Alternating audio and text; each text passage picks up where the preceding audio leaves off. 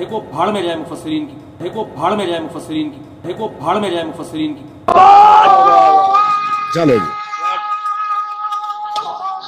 चलिए ओ भाभी जी अजान ये तो कड़ाता है ये तो सूर चलो।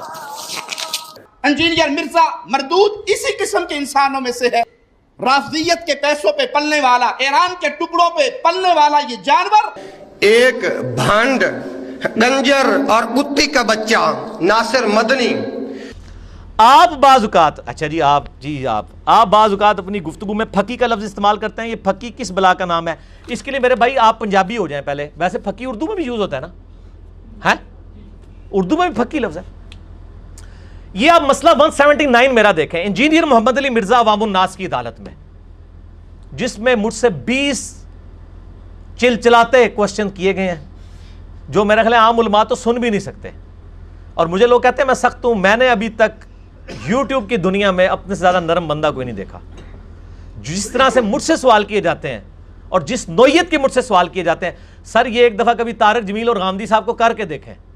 ये एक मिनट ठहरिएगा, अगर इसका ये मतलब नहीं है जिन मुफस्सिरीन ने ये मतलब बयान किया उन्होंने गलत बयान किया। देखो भाड़ में जाए मुफस्सिरीन की, देखो भाड़ में जाए मुफस्सिरीन की, देखो भाड़ में जाए मुफस्सिरीन की, जो है ना एक तरफ। ये तो आप ज्यादती कर रहे हैं, जज्बाती हो गए आप, जज्बाती हो गए। एहतराम के खिलाफ है ये जुमला। एहतराम की बात क्या कर रहे हैं आप? मुफस्सिरीन की तरफ मुझे लेकर आ रहे हो यार, एक एक इबारत में पढ़ बाढ़ में जाए तो सख्त जुमला है, आप गुस्से में हो गए। आप घंटे से मेरा टाइम वेस्ट करने के लिए आप बैठे हो यहाँ पे, कोई बात है? ये गधे की तरह हम चीखते रहे और जनाब बेफुजूल बात पे तो आप उनकी वो जवाब ही नहीं देंगे। उनको पता है ये घाटे फिट होने वाली बात है। तो सर मेरा काम फिर जरा मुश्किल है ना। आप पता क्या कर रहे हैं, आप होम्योपैथिक डॉक्टर का हवाला मुझे देते हैं। यार वो होम्योपैथिक डॉक्टर यार जदू जाओ मिठी दवाई देता है, मैं वहाँ सर्जन। यार तेरे को जदू को मरीज आंदा है तो सीधा चीरा मारना है। भाई मेरे को लाइलाज मरीज आंदा है, उदू चीरे का ही टाइम रह जाता है। चीरा मार के पेंडिक्स बाहर काट देना, चीरा डालते हैं। तो सर्जन और होम्योपैथिक डॉक्टर को कंपेयर ही नहीं किया जा सकता। और आप कहेंगे उसने तो कभी चीरा नहीं लगाया, तू हमेशा चीरा लगाता है। और सर्जन होता ही वो है जो हमेशा चीरा लगाया। ये तो मेरी ड्यूटी है। मैं इख्तिलाफी मौज़ूआत लेके चल रहा हूं, तो मेरे तो टॉपिक्स ऐसे हैं कि जिनमें इस तरह की बातें होंगी, तो मुझसे ना आप एक्सपेक्ट करें। फक्की कहते हैं जब ये पेट जो है ना इसमें कभी कोई गुबार वगैरह उठे और हाजमा ख़राब होना, तो वो फक्की और चूरन वगैरह खाया जाता। चूरन का लफ्ज़ भी इस्तेमाल होता है उर्दू में। मैंने एक इल्मी तौर पे, एक जोक के तौर पे, और नबी इस्लाम की मुबारक आदत थी कि आप सल्लल्लाहु अलैहि वसल्लम भी मज़ाक तो फरमाते थे। और मेरी पर्सनल तबीयत बहुत जोली है, मैं लेक्चर्स में तो नज़र आता हूँ ना, वैसे मैं यानी हिस्से मज़ा मेरी बहुत ज़्यादा है। इसीलिए मैं कहता हूँ कि अगर मैं इधर ना होता तो शायद हस्बे आल उस सुहेल अहमद की जगह मैं चला रहा होता। तो ये फकी का लफ्ज़ डिवाइस किया था।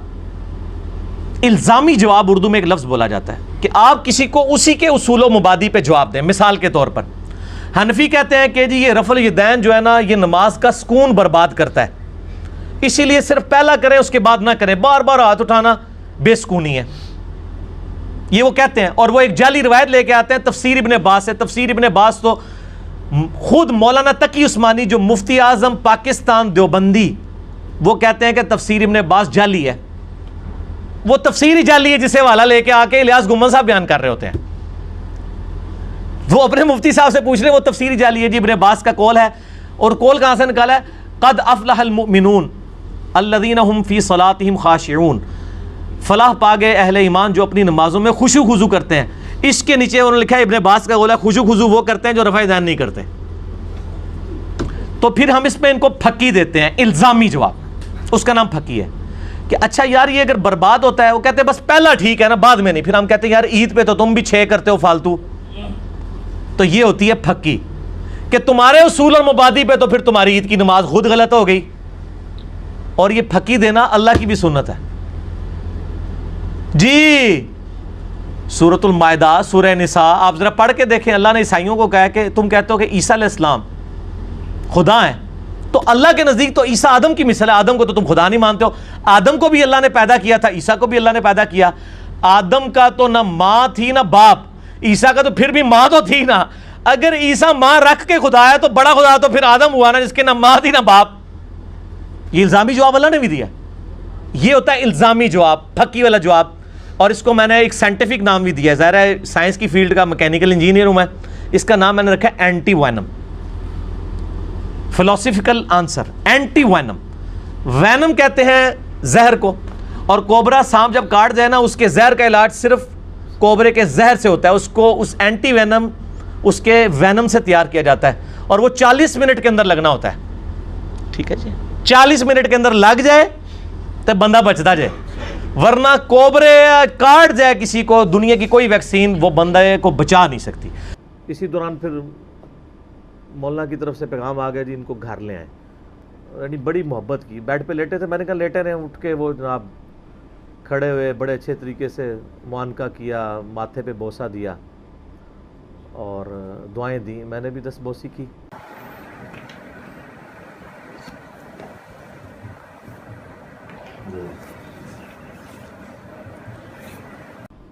اسی ڈسکشن کے دوران انہوں نے کئی ایک احادیث بھی نبی صلی اللہ علیہ وسلم کے ریفرنس سے بیان کی، اور خصوصاً مجھے یعنی نصیحت کرنے لگے کہ یار تم چونکہ اختلافی موضوعات کو ڈسکس کرتے ہو تو میٹھی گولی میں نا یہ بات کیا کرو. میں نے کہا کوشش تو کرتے ہیں. پھر انہوں نے کہا وہ سورہ آل عمران میں نبی صلی اللہ علیہ وآلہ وسلم کے بارے میں اللہ تعالیٰ نے فرمایا کہ اے نبی صلی اللہ علیہ وآلہ وسلم، اگر آپ کہ مزاج میں سختی ہوتی، تیزی ہوتی، تو یہ آپ کے ارد گرد جو صحابہ کا جمگھٹا ہے یہ آپ سے منتشر ہو جاتا. تو کہنے لگے چونکہ اختلافی موضوعات پہلے ہی اتنے کڑوے ہیں تو ان کو ذرا پازیٹیو انداز میں پیش کیا جائے تو بعد لوگ ایکسیپٹ بھی کر لیتے ہیں. اب میں بار بار عرض کرتا ہوں کہ سیدنا عمر کو آپ ابو بکر نہیں بنا سکتے. ان کے مزاج کی وہ تیزی ہے، کوئی ختم تو نہیں. اگر کوئی کر سکتا ہوتا تو نبی علیہ السلام کی مبارک صحبت تھی. ہر شخص کو اللہ نے ایک شاکلہ دیا ہے، وہ اس سے باہر نہیں نکل سکتا. اس طرح میرا بھی ایک شاکلہ ہے. البتہ ایک چیز کی گارنٹی ہونی چاہیے کہ آپ گفتگو کرتے ہوئے کسی کو گالی گلوچ نہ کریں اور غیر پارلیمانی، غیر مہذب الفاظ استعمال نہ کریں. دیکھو بھاڑ میں جائے مفسرین کی، دیکھو بھاڑ میں جائے مفسرین کی، دیکھو بھاڑ میں جائے مفسرین کی. چلو جی چلیے. اور بھابیاں دی اذان یہ تو کہڑا آتا ہے، یہ تو سور چلو. انجینئر مرزا مردود اسی قسم کے انسانوں میں سے ہے. رافضیت کے پیسوں پہ پلنے والا، ایران کے ٹکڑوں پہ پلنے والا یہ جانور، ایک بھانڈ، گنجر اور کتی کا بچہ ناصر مدنی. باقی جو انداز بیان ہے وہ تو ہر شخص کا اپنا ہے. بلکہ سیدنا عمر تو کئی صحابہ کی انہوں نے، آپ کو پتہ ہے، پھینٹی بھی لگائی ہے، مار کٹائی بھی کر دیتے تھے. اور تلوار تو بخاری مسلم میں درجنوں حدیثیں ہیں. ذرا سا ان کو کسی پہ غصہ آتا تھا تو یا رسول اللہ اجازت دیں اس کی گردن اتار.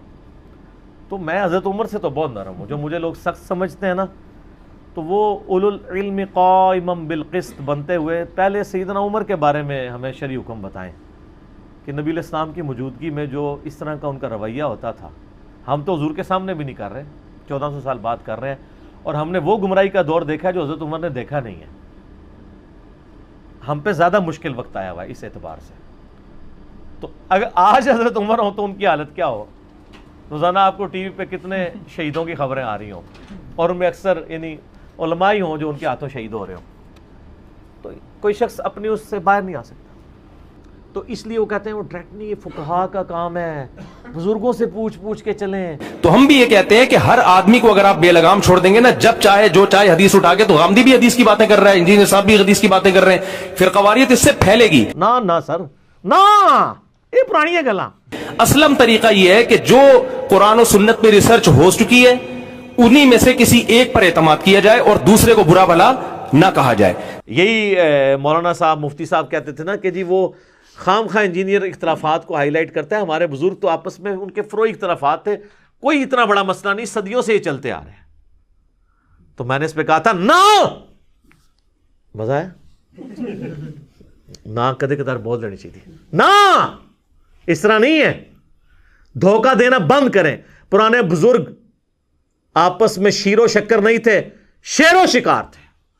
اور عرض کیا ہے پھر سے، اب لوگوں کو تو سن بھی یاد ہو گئے.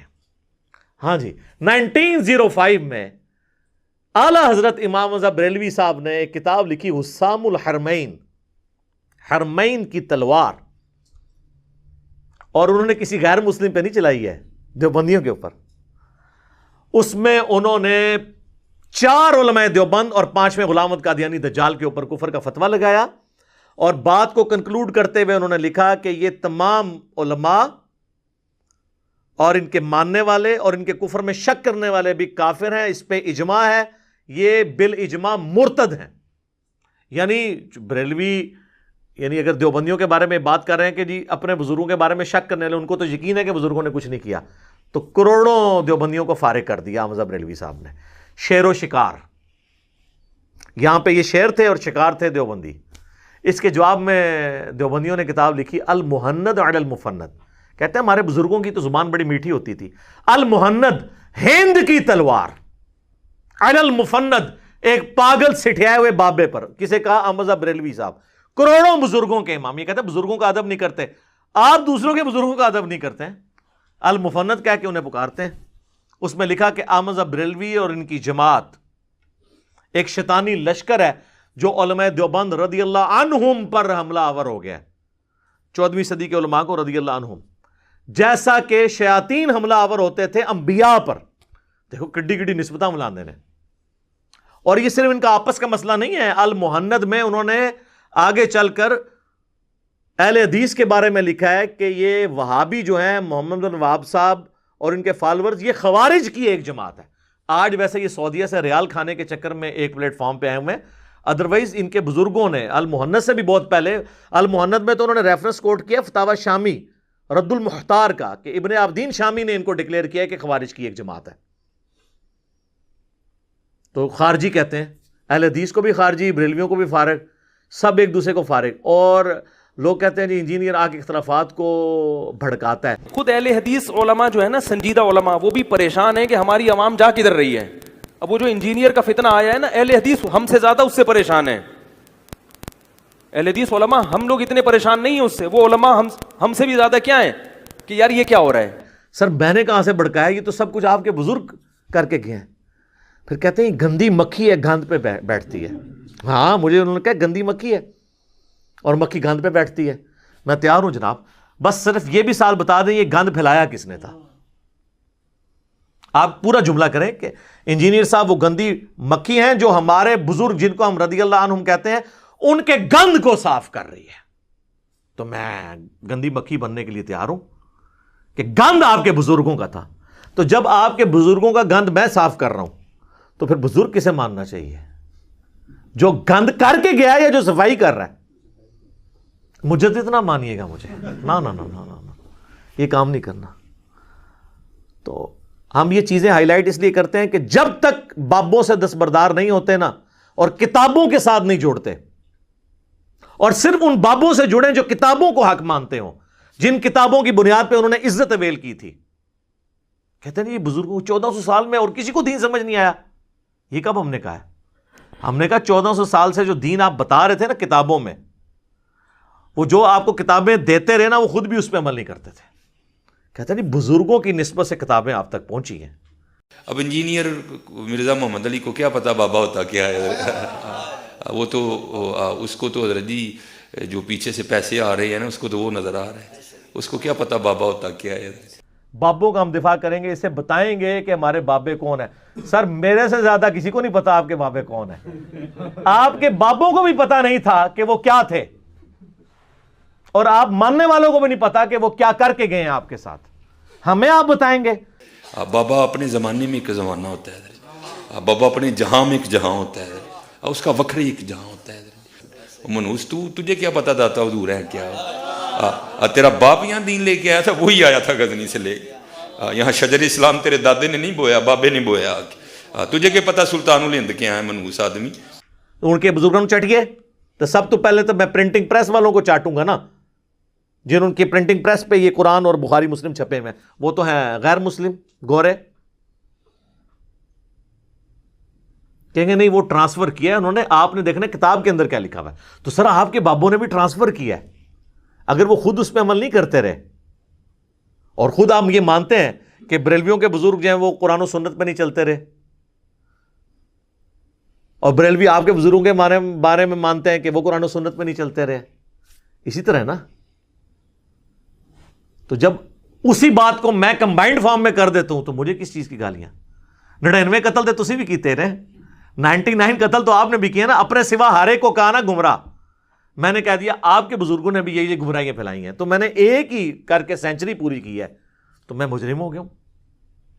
یہ جو لوگ آپ کو یہ دھوکہ دیتے ہیں نا کہ پرانے بزرگ بڑے اچھے تھے, وہ آپس میں شیر و شکر تھے, یہ پچھلے والے جو ہیں یہ لڑ رہے ہیں. نہیں سر, وہ شیر و شکار تھے آپس میں.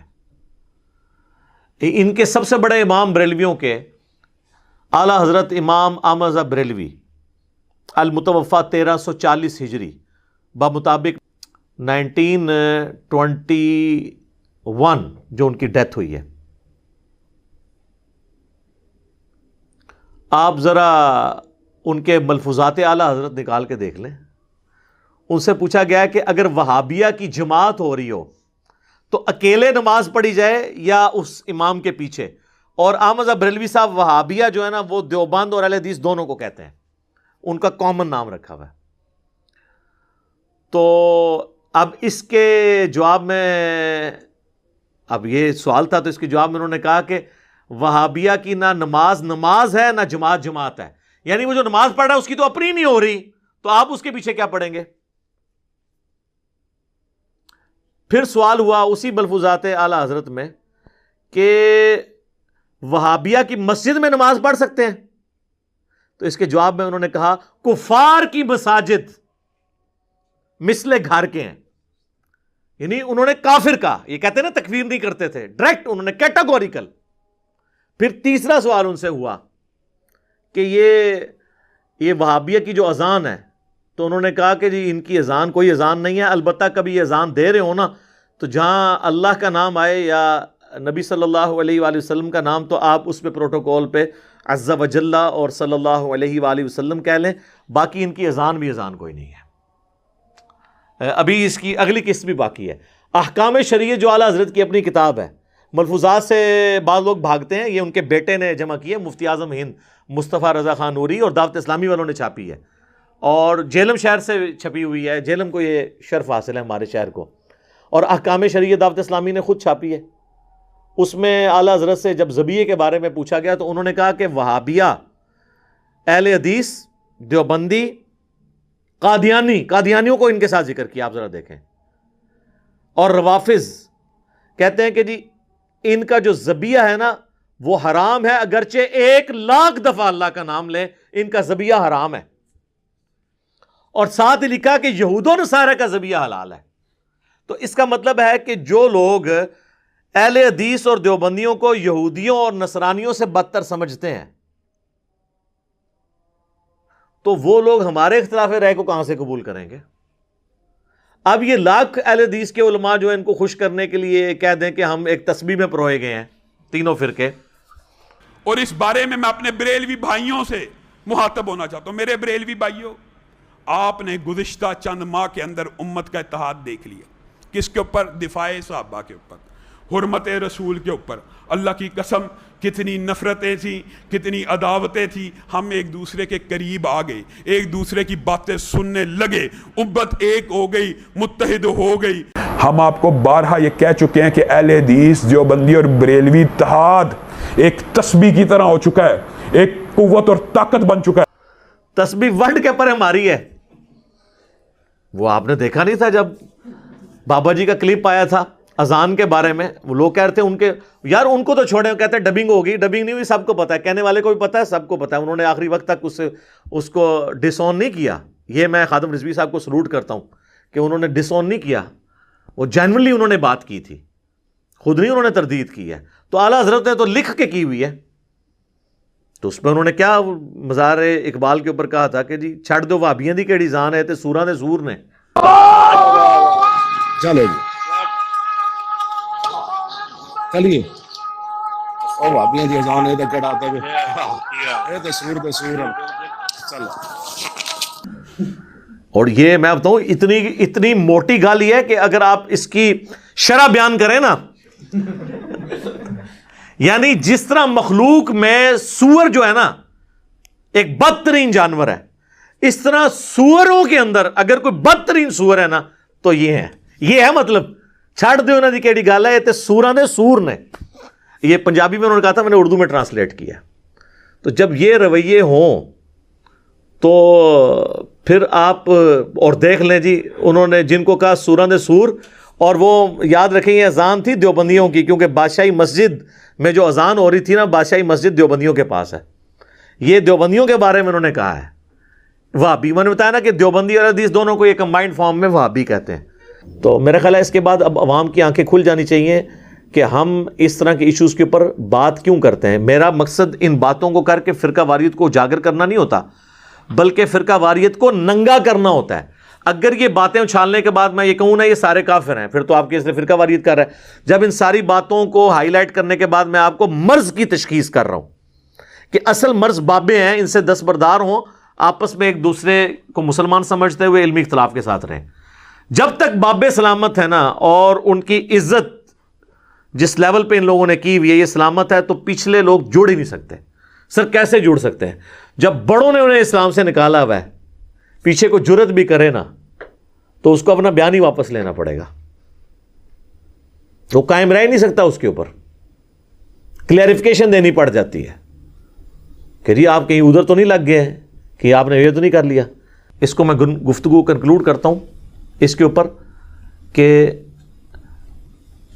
یہ تمام مکاتب فکر کے علماء اپنے علماء کی میٹنگ کال کر کے ہمیں ریٹرن میں فتویٰ دیں کہ یہ ایک دوسرے کو مسلمان سمجھتے ہیں. میں بار بار کہہ رہا ہوں یہ اپنے آپ کو مسلمان ایک دوسرے کو نہیں سمجھتے، خود اپنے آپ کو جنتی فرقہ اور مسلمان سمجھتے ہیں. اے بدبخت، تو نے کیا سمجھا دین کو؟ تو دین کو نہیں سمجھ سکا. میں ایک ادنا طالب علم ہونے کے ناطے یہ کہتا ہوں، اہل حدیث ہو، دیوبندی ہو، بریلوی ہو، تینوں میں سے جس کسی نے اللہ کی ذات کے ساتھ شرک نہیں کیا ہوگا وہ مر جائیں گے، اپنے اپنے گناہوں کو بھگت کے جنت میں چلے جائیں گے. بتا کہاں ہے تیرا چیلنج؟ کئی علماء نے جرت کیا نہیں ہم سمجھتے ہیں جی. میں نے کہا نہیں اس طرح نہیں، آپ کو طریقہ بتاتے ہیں، وہی فقہ حنفی کا ہیلے والا طریقہ کہ آپ یہ لکھ کے دیں کہ ہمارے سوا جتنے مکاتب فکر ہیں، یعنی بریلوی لکھیں کہ دیوبندی، اہل حدیث، شیعہ، یہ سارے فرقے جن جن عقیدوں پہ قائم ہیں، انہی عقیدوں کے ساتھ موت اگر ان کو آئی تو آخرت میں ایک نہ ایک دن اپنا عذاب بھگت کے جنت میں چلے جائیں گے. اون لو بکو مولوی لکھ کے دبے. اور میرے پاس ایک دیوبندی مفتی صاحب آئے جو ویڈیو سن کے انورٹڈ کاما میں گمراہ ہو چکے ہیں. مجھے کہنے لگے کہ علی بھائی میں مسلمان تو لکھوا دوں گا، لیکن یہ دوسری شرط جو ہے نا آپ کی، میں نے کہا اسی سے تو پکڑا جاتا ہے. ویسے تو سارے کہہ دیں گے مسلمان، وہ تو جماعت المسلمین والے بھی آپ کو لکھ دیں گے مسلمان، ہاں، لیکن کہ مسلم کہیں گے نہیں آپ مسلم نہیں ہیں، مسلمان ہیں. چونکہ وہ مسلمان لفظ کو نہیں صحیح سمجھتے تو کہتے ہیں ہاں آپ مسلمان ہیں. کہیں مسلم کہتے ہیں نہیں آپ مسلم نہیں ہیں، تو وہ کافر کے ایکویلنٹ انہوں نے مسلمان لفظ رکھا ہوا ہے. تو اس قسم کا یہ بھی کر. تو ان کے جو خوشنما چہروں کے اوپر ایک میک اپ ہوا تھا نا خوشنمائی والا، گرم تولیہ پھیر کے میں نے اتار دیے کہ یہ کوئی ایک دوسرے کو مسلمان نہیں سمجھتے. اور اگر یہ آج سمجھنا شروع ہو گیا تو پہلے یہ پھر ڈکلیئر کریں کہ حسام الحرمین اور المحند اور المفند کے اندر ہمارے بزرگ جو ایک دوسرے کو لکھ کے گئے ہیں نا، ان پہ کیا فتوے لگتے ہیں. بس اس سے زیادہ مجھے اس پہ کوئی کہنے کی ضرورت نہیں ہے. ٹھیک ہوگا جی. اللہ تعالیٰ سے دعا ہے جو حق بات میں نے کہی اللہ تعالیٰ ہمارے دلوں میں راسخ فرمائے. اگر جذبات میں میرے منہ سے کوئی غلط بات نکل گئی تو اللہ تعالیٰ ہمارے دلوں ہی سے محو کر دے، ہمیں معاف بھی فرما دے، ہمیں کتاب و سنت کی تعلیمات پر عمل کر کے دوسرے بھائیوں تک پہنچانے کی توفیق عطا فرمائے. سبحانک اللہم و بحمدک اشہد ان لا الہ الا انت استغفرک و اتوب الیک وما علینا الا البلاغ المبین. جزاکم اللہ خیرا.